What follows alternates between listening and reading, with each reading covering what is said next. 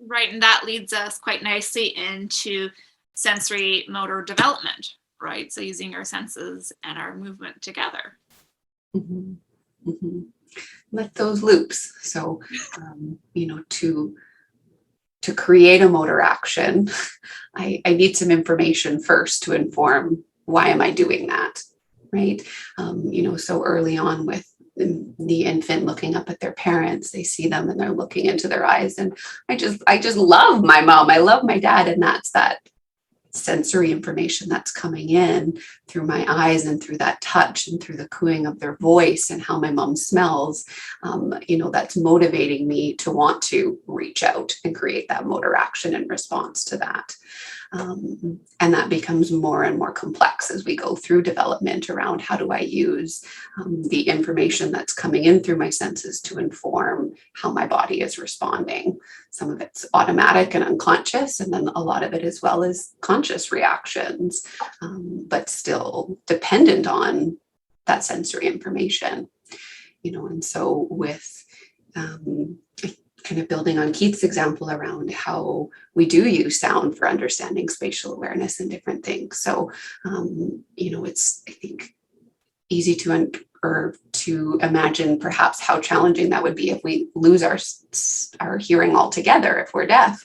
But what happens if we crank it up and we're supersonic hearers and we can hear everything?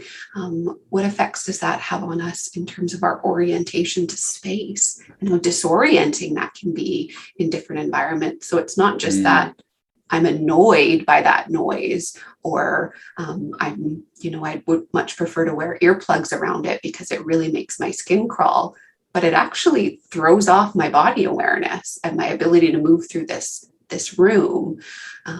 So that interconnectedness of them, they're all speaking to each other, and some of this kind of our core sensory systems have stronger links, I guess, or stronger partners in crime. So taste and smell are very, very closely connected senses, but our visual and proprioceptive and vestibular systems, these systems that are so integral to understanding our body and our body in space again, that's another kind of trifecta.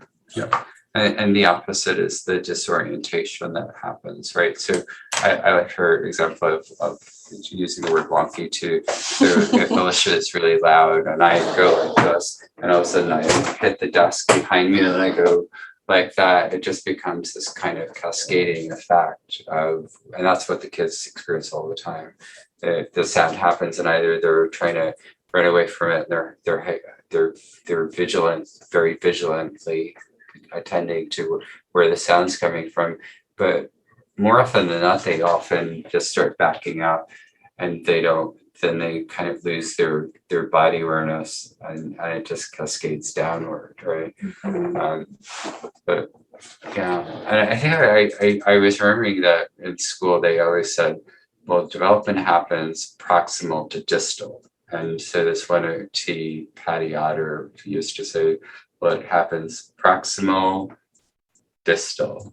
And she was always pointing, it was just the same person with the Michael Jordan comment, that you put food in your mouth or a toy or something like that, and then you put it in your hands, and of course the kid's like covered in spit.